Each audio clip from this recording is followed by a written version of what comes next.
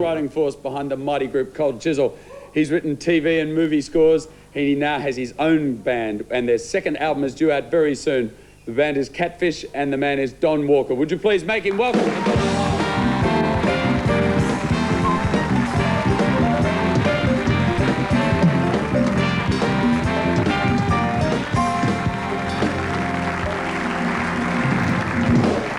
Don, Betty, Don. How are you, Betty?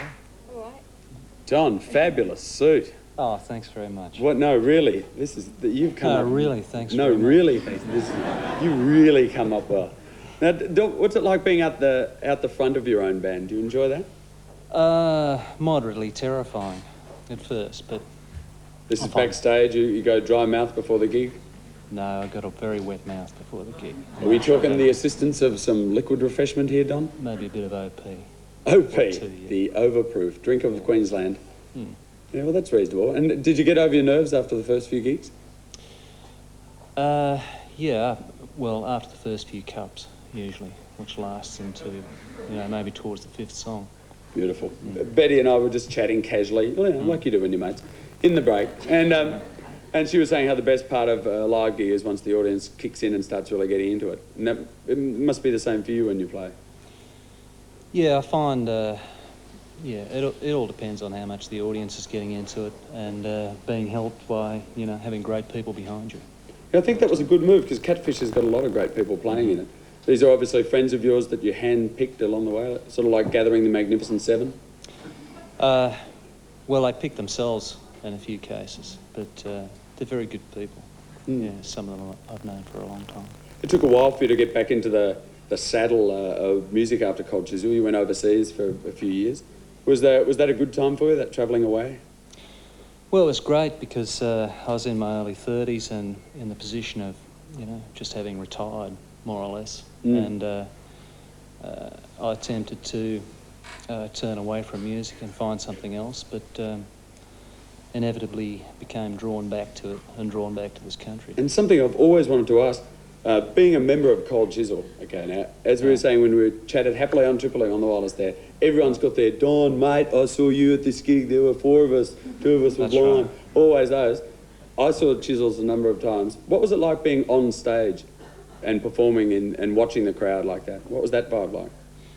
Well, as I said on Triple M, I never got to see what it was like to see Cold Chisel out the front. So for me, there was like a big piano, 2 great performers out the front, and Steve bashing beside me. So.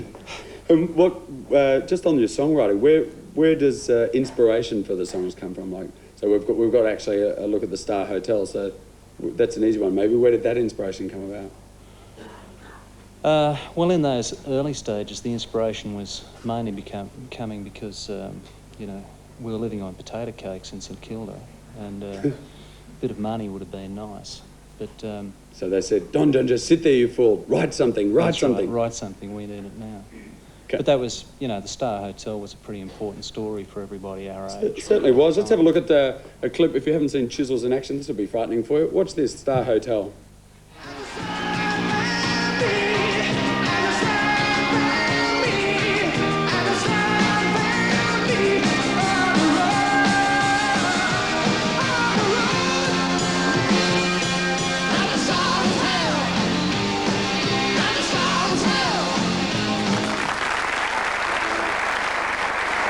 Emotional stuff. That, Betty, was incidentally the largest civil right ever in Australia at the Star Hotel. They tried to close a pub. We get violent about stuff like that. You can understand. It was virtually the first civil right for about 100 years. Yeah, it was. The last one was about a mine, wasn't it, almost? Yeah, that's right. Something like that. Don, sit here because I want to chat to you, and I want to chat about Catfish and your forthcoming album, which is Ruby, of course, that people should rush out and buy. Mm-hmm. And the first single, Johnny's Gone. We'll talk about that as well. Fabulous single. You should go out and buy it. But it's time for something musical. Our featured musical act tonight. Everyone gets on the phone now. Don't. This is national. That 0055 number's available 24 hours a day. Later, do it later. 4 in the morning, half tank. They love that. I'm only kidding.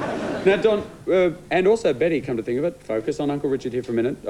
One of the things I noticed watching that Cold Chisel clip, which is great, but it's so different to the clips of now, I think, to say the stuff that, certainly you the mean stuff everybody that looked a lot younger? No, not just looked a lot younger, I think style. Do you think videos and the music industry's changed a lot since you were last have your bite of it, I guess? Yeah, well, that was in very early days, and I mean, that clip was made by very good people, but it was one of the first clips made in this country, and we were just set up in a little hall in Western Sydney and bashing away to, 30 kids and a couple of cameramen. Yeah, It's all done a lot more professionally now. Of course, now. Betty, yeah, do you design the themes for your clips? Because all of them have got good, strong themes to them. I think of the theme and then I get together with a storyboard writer and he sketches everything out for me because I can't really draw either, I'm afraid. Yeah, just like the old days, eh? Now, Betty, this is going to surprise you. Our Tanya Lacey, who's our person out at the Drips Motor Auction, I don't know how to put this nicely, actually has a tattoo of Betty Boop. And, well, I can't tell you what it is. Tanya, are you go to the break. Thank Betty Boop. Betty, thanks so much. Betty's got to go to a gig. Stop clapping yourself. John will do that. You stay still. John, you clap. We'll go to the break. We'll get this together. Thank Betty. She's off to do the gig. We'll come back. Pure Faction. Danny Katz. More.